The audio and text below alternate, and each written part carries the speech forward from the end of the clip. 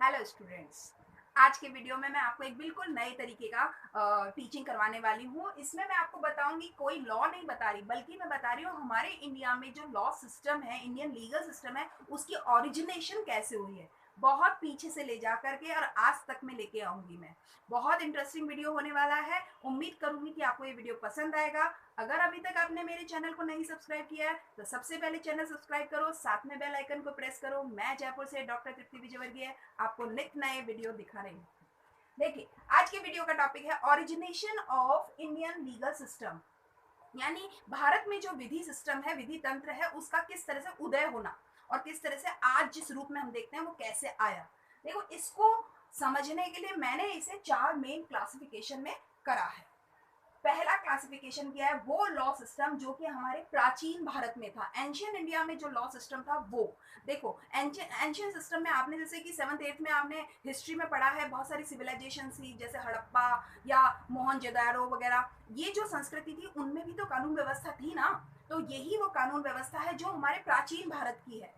जब हमारी सभ्यताएं विकसित हो रही थी, चाहे वो हड़प्पा था, नालंदा है, या जो हमारी मोहनजोदड़ो है, या इंडस वैली जो सिविलाइजेशन है, उसमें जो लॉ व्यवस्था थी उसके लिए कोई हमारे पास दस्तावेज नहीं है, कोई डॉक्यूमेंटेशन नहीं है। लेकिन वहां पे जो, अगर आप ध्यान दोगे, जब मनुस्मृति का हम स्टडी करते हैं, हमारे इंडिया के कल्चर का एक बहुत इंपॉर्टेंट डॉक्यूमेंट है मनुस्मृति, और उसको हम जब स्टडी करते हैं तो हम ये पाते हैं कि जो हमारा समाज था, जो हमारी इंडियन सोसाइटी थी, वो हमारी वर्ण सिस्टम में बटी हुई थी। यानी 4 वर्ण थे, आपको मालूम है सोसाइटी में, जो ब्राह्मण, क्षत्रिय, वैश्य और शूद्र, और उनको उनके काम के हिसाब से, यानी डिवीजन ऑफ लेबर के हिसाब से हमने पूरी सोसाइटी को बांटा हुआ था, और उसी आधार पर जो हमारा लॉ सिस्टम था वो बटा हुआ था। यानी ब्राह्मणों के लिए क्या काम है और उनका सजा क्या होगी किसी काम के लिए, और क्षत्रिय के लिए कोई सजा क्या हो सकती है, बिल्कुल अलग अलग चीजें थी। ठीक है, तो ये जो एंशियंट सिस्टम था वो हमारा मनुस्मृति ये कहता है कि वर्ण सिस्टम पर बेस्ड था,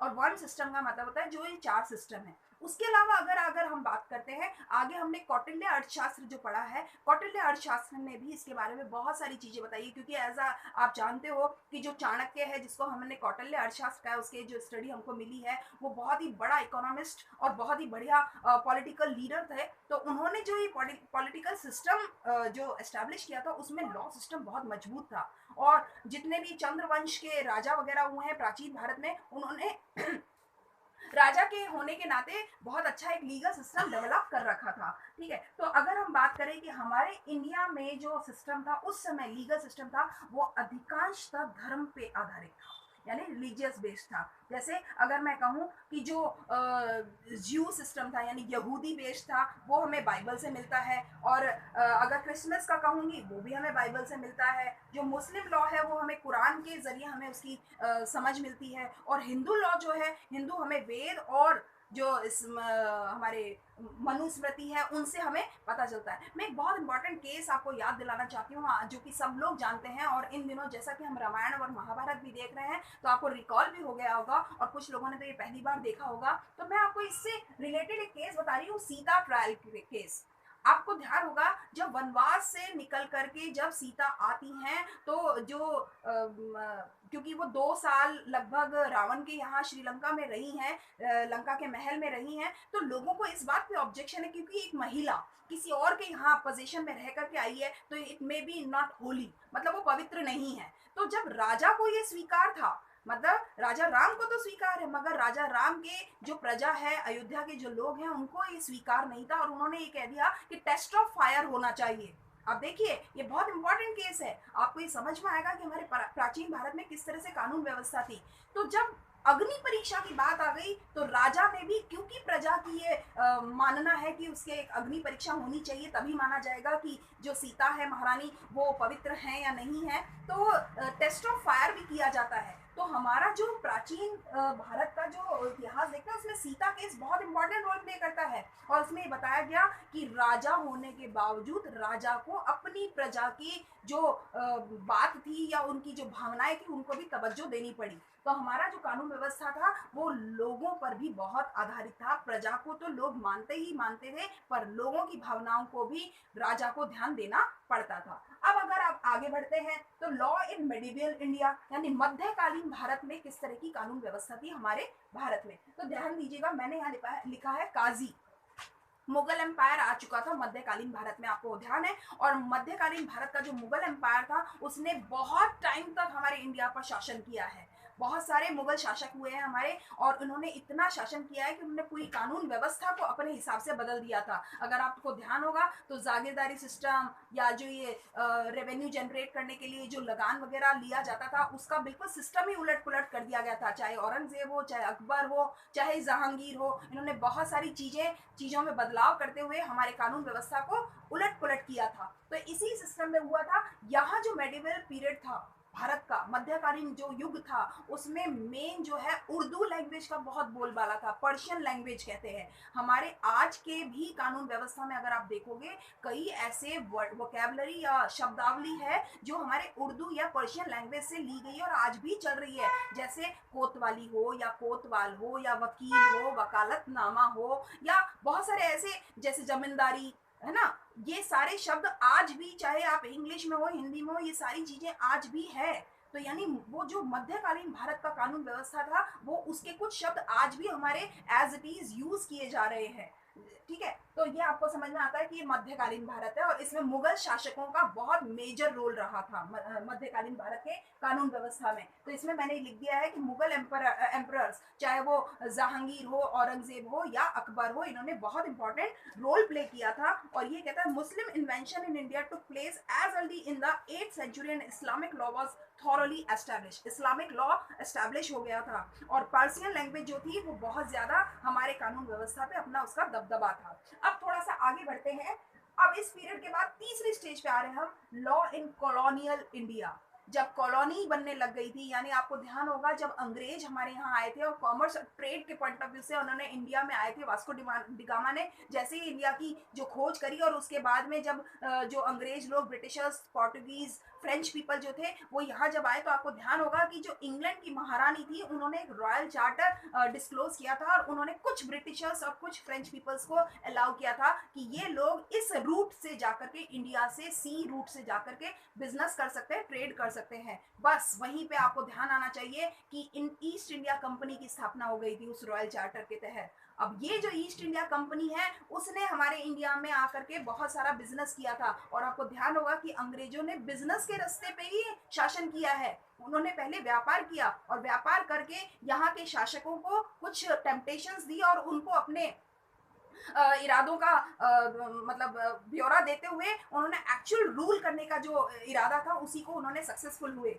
और यही चीज थी कि ये जो कॉलोनियल इंडिया थे, ईस्ट इंडिया कंपनी ने हमारे यहाँ पे जो कानून व्यवस्था उसमें और तेजी से बदलाव किए। और मैं आपको बता दूं, हमारे इंडिया का कानून जो कि मुगल एम्पायर का जो कानून चल रहा था उसके ऊपर जो इंग्लैंड का कानून था वो आने लग गया था। आपको ध्यान होगा फ्रेंच से बहुत सारे जो लॉयर्स थे या एडवोकेट्स थे वो बहुत सारे, क्योंकि व्यापार करने के लिए भारत में आए थे और व्यापारिक सौदों को या समझौतों को पूरा करने के लिए कुछ लॉ का ध्यान रखना पड़ेगा। तो वो जो लॉयर्स थे उन्होंने अपने सिस्टम को, लॉयर सिस्टम को यहाँ पे एस्टैब्लिश किया। बहुत बड़ा लीगल सिस्टम जो है वो इंग्लैंड का लीगल सिस्टम यहाँ पे एस्टैब्लिश हो गया था। तो यानी मुगल एम्पायर के ऊपर जो अंग्रेजों का जो लीगल सिस्टम था जो कि इंग्लैंड से अडॉप्टेड था उसको यहाँ पे फॉलो करने शुरू कर दिया था। और आपको मालूम होगा कम से कम 450 साल अंग्रेज हमारे इंडिया में रहे हैं।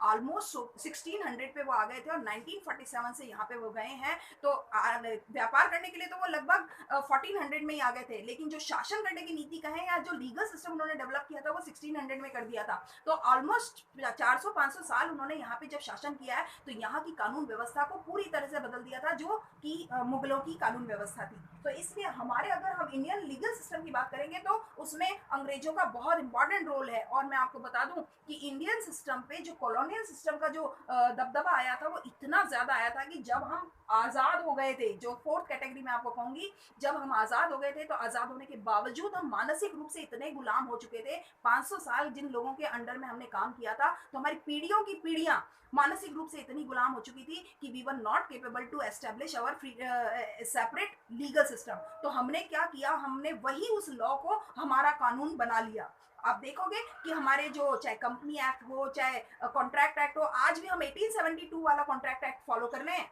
आज भी 1872 में जो हमारा अनुबंध अधिनियम था वो हम आज भी लॉ कर फॉलो कर रहे हैं। ऐसी जो कंपनी एक्ट है वो हम आज तक फॉलो कर रहे थे। 2013 का तो अब आया है, पिछले 8-10 साल ही तो हुए हैं, कोई बड़ी बात नहीं है, लेकिन हमने उसी सिस्टम को फॉलो किया है। आप सोच के देखो कि 500 सालों से जो स्थापित यहाँ पे कानून था, उसी कानून को हमने आजाद होने के बावजूद भी फॉलो किया। कई ऐसे कानून अभी भी है, एट प्रेजेंट हम कई कानून ऐसे फॉलो कर रहे हैं जो हमारे आजाद होने से पहले के कानून थे और जो ब्रिटिशर्स ने जो डेवलप किए थे उन्हीं कानूनों को हम फॉलो कर रहे हैं। तो अब आगे बढ़ती हूँ। ईस्ट इंडिया कंपनी का एक बेसिक एग्जांपल आपके दिमाग में आ जाना चाहिए। जैसे ही कॉलोनियल इंडिया के लीगल सिस्टम की बात करेंगे, और उन्होंने बहुत सारे कानून व्यवस्था में सारे बदलाव कर दिए थे जो हमारे इंग्लैंड के लॉ में थे। अब आते हैं हम फोर्थ कैटेगरी में, जो लॉ इन इंडिपेंडेंट इंडिया, स्वतंत्र भारत का कानून कैसा हो गया था। तो स्वतंत्र भारत के कानून में आपको मैं एक चीज इंपॉर्टेंट बताना चाहती हूँ कि जो स्वतंत्र भारत का जो कानून हुआ था वहां पे सबसे पहले, जैसे 47 में तो हम आजाद हुए, और 1950 में आपको मालूम है कि अंबेडकर सर ने जो कॉन्स्टिट्यूशन फ्रेम किया था उसमें एक बहुत ही ड्राफ्टिंग कमेटी के वो मेन हेड थे। तो उसमें उन्होंने एक मेजर रोल प्ले किया था। और क्योंकि उस समय ऐसा नहीं था कि हम अलग से नए सिरे से एक कानून बना पाते, तो जो हमारा पुराना कानून था उसी को दिमाग में रखते हुए, उसी को बेस बनाते हुए हमारे कॉन्स्टिट्यूशन की रचना की गई थी, हमारे संविधान की रचना की गई थी। और हमारे संविधान की जब रचना की गई थी तो उसी को हमने फॉलो किया। और आपको ध्यान होगा हमें फंडामेंटल राइट्स दिए गए थे और हमें फंडामेंटल ड्यूटीज भी दी गई थी। तो इसी चीजों को ध्यान में रखते हुए कि जो लॉ सिस्टम है, हमारा constitution of India was based on the British common law, हमारे ब्रिटिश कॉमन लॉ पे आधारित था। अब आपको मैं एक चीज बताना चाहूंगी कि हमारे इंडिया में बहुत सारे लॉ ऐसे थे, जैसे सिविल लॉ या कॉमन लॉ, ये हमने अलग अलग जगह से अलग अलग लोगों के जिस तरीके के लॉ थे उनको अडॉप्ट करते हुए हमने अपने सिविल लॉ बना लिया, हमने क्रिमिनल लॉ बना लिया, हमने कॉमन लॉ बना लिया, इस तरह की चीजें हुई थी। लेकिन बाद में क्या हुआ, जैसे हमारा जो इंडियन इंडिपेंडेंट हुए थे उस समय जो लॉ था वो मेनली बेस्ड था ब्रिटिश कॉमन लॉ पे। लेकिन कुछ चीजों के बाद में यूं मान लो आप 1860 से लेकर के 1960 तक हम लगभग कॉमन लॉ को ही फॉलो कर रहे थे। लेकिन एक केस हुआ था, आपको मैं याद दिलाना चाहूंगी, के.एम. नानावती केस हुआ था 1962 में। 1962 में जो केस हुआ था ना, क्योंकि कॉमन लॉ में क्या होता था, ज्यूरी बैठा करती थी और ज्यूरी के ऊपर चीफ जस्टिस हुआ करता था।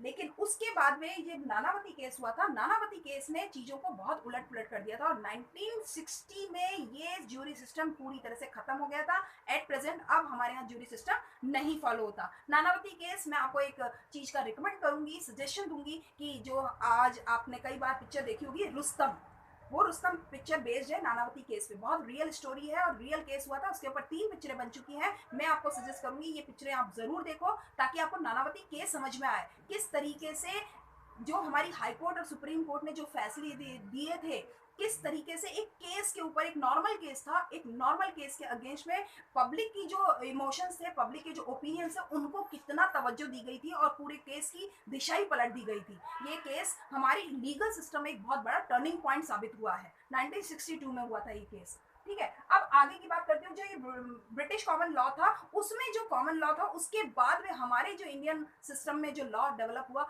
इक्विटी बेस्ड लॉ हो गया था। यानी इक्विटी बेस्ड का मतलब है सबको समानता, चाहे वो क्रिमिनल है तो भी और इनोसेंट है तो भी, मतलब अगर किसी ने अपराध किया है तो भी और किसी के ऊपर अपराध हुआ है तो भी, उन दोनों को समान नजर से देखा जाता था। All the person are equal in the eye of law, है ना, कानून की नजर में सब लोग समान थे। आपको मैं इस तरह से एग्जांपल दे सकती हूँ कि जो ब्रिटिश लॉ था उसमें किस तरह से होता था और हमारे इंडियन लॉ में किस तरह से होता था। मान लीजिए एक ए पर्सन है और उसने अपनी जमीन को मॉर्गेज रखा है, गिरवी रखा है, और किसी बी पर्सन से एक लोन लिया किसी अमाउंट का, और उसने ये कहा कि एक नियत समय तक मैं ये लोन पे कर दूंगा। मान लेते हैं कि वो लैप्स ऑफ पीरियड हो जाता है, टाइम पूरा हो जाता है और वो ही was not capable to pay the loan amount. तो अब क्या होगा, कॉमन लॉ तो ये कहता था कि उसकी जो जमीन है वो व्यक्ति रख लेगा जिसके पास गिरवी रखी गई है। लेकिन हमारा इंडियन सिस्टम जो था वो इक्विटी बेस्ड था और उसने ये कहा नहीं, जमीन वो नहीं रख सकता, वो केवल इतना जरूर कर सकता है कि वो जमीन बेच करके उतनी अमाउंट रख ले अपने पास जितनी की लोन की थी। बाकी जितना भी एक्सेस अमाउंट होगा वो उस पर्सन को दिया जाएगा जिसका ओनरशिप उस जमीन के ऊपर है। ये है इक्विटी बेस्ड। आपको समझ में आएगा कि किस तरह से कानूनों में बदलाव हुआ है, और कानूनों ने बदलाव इसी तरीके से किया जिस तरीके की हमारे यहाँ के जो गवर्नमेंट रही, जिस तरीके की हमारे यहाँ पर एडमिनिस्ट्रेशन रहा। तो ये आपको समझ में आ जाता होगा कि लॉ इंडिपेंडेंट इंडिया अब बहुत तेजी से बदल रहा है, और पिछले, अगर मैं बात करूं 10-15 सालों में, तो बहुत ही तेजी से बदला है, क्योंकि एक बहुत लंबा पीरियड हो गया है जब हमारे टेक्नोलॉजी में बहुत तेजी से बदलाव होने शुरू हो गए हैं, डिजिटलाइजेशन हो गया है। तो कई ऐसी चीजें हैं जो नई इंट्रोड्यूस हुई हैं, चाहे वो पॉक्सो एक्ट हो, चाहे वो साइबर क्राइम एक्ट हो, बहुत सारी ऐसी चीजें हैं जो हमारे टेक्नोलॉजी बेस्ड अफेयर्स चेंजेस हुए हैं, इस वजह से हमारे लॉ में भी बदलाव होना शुरू हो गया है। अब थोड़ा सा आगे बढ़ते हैं। ये कहते हैं अगर इंडियन लीगल सिस्टम की अगर हम थोड़ा सा नेचर की बात करें तो वही कैसा है। देखो मैं आपको बताऊं, इंडियन लीगल सिस्टम बहुत सारे तरीकों का है, जिसमें थोड़े से मैं आपको बात बता रही हूँ। जैसे इसमें कॉन्स्टिट्यूशनल और एडमिनिस्ट्रेशन लॉ है। आपको मैं बता दूं, हमारा पूरा इंडियन सिस्टम जो है 3 हिस्सों में बटा हुआ है।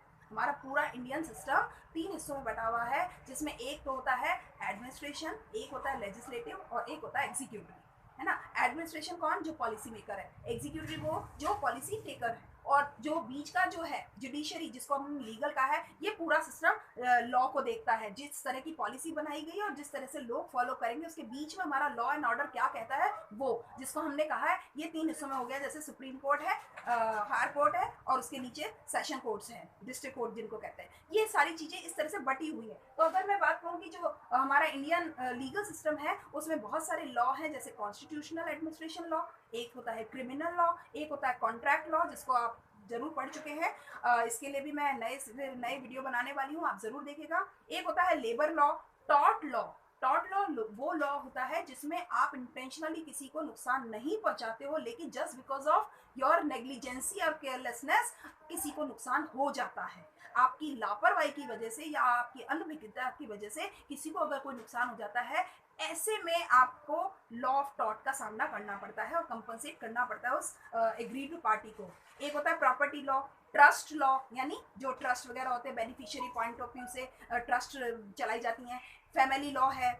नेशनलिटी लॉ है, जो राष्ट्रीयता के उस पर होता है। एक होता है लॉ इन्फोर्समेंट लॉ, लागू कैसे किया जाएगा। आपने देखा होगा कि कौन सा कानून, जैसे आज तक अगर मैं बात करूं, जब तक जम्मू कश्मीर को हमारा हिस्सा नहीं माना गया था, तब वहाँ मैं मालूम है आपको सेक्शन 370 लगा करता था, आर्टिकल 370 लगा करता था। लेकिन अब जम्मू कश्मीर भी भारत का अभिन्न राज्य हो गया है, और उस पर भी पूरा वही सेम लॉ लग रहा है जो हमारे rest of the part India लग रहा है। ठीक है, तो यहाँ पे क्या होता है कि ये, जैसे आपने कॉन्ट्रैक्ट एक्ट वगैरह पढ़ा होगा कि जम्मू कश्मीर को छोड़कर पूरे भारत में लागू है, तो ये लॉ एनफोर्समेंट कहलाता है। तो अब क्या होता है, हर कानून पूरे भारत पर एक साथ लागू है, चाहे वो जम्मू कश्मीर भी शामिल हो, चाहे वो कोई दूसरा स्टेट शामिल हो।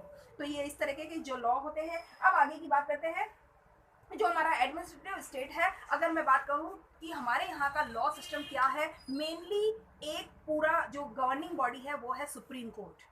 और सुप्रीम कोर्ट के अंडर में 2 चीजें हैं, एक तो होता है हाई कोर्ट और एक होता है स्पेशल ट्रिब्यूनल्स।